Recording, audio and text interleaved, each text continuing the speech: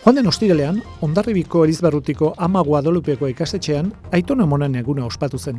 Ikastetxeko ikasleek Aiton Amonen laguntzarekin Gabonetako apaingarriak egin ondoren ikastetxeko gela ezberdinak apaindu zituzten. Iragan igandean azaroako 30 etorkinen pastoraltzak bazkari solidarioa antolatu zuen. Helburua apirilaren 6tik 11ra Erromara joango diren erromesentzako dirua biltzea.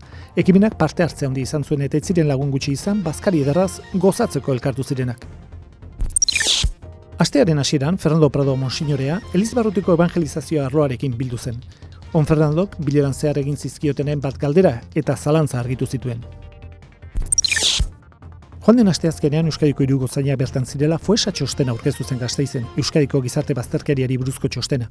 249.000 lagun inguru bizi dira gizarte bazterkerian eta horietatik 84.000 inguru egoera larrian daude. Hau da, bera egin du personen erabateko integrazioak eta nabaria zira integrazio prekarioa.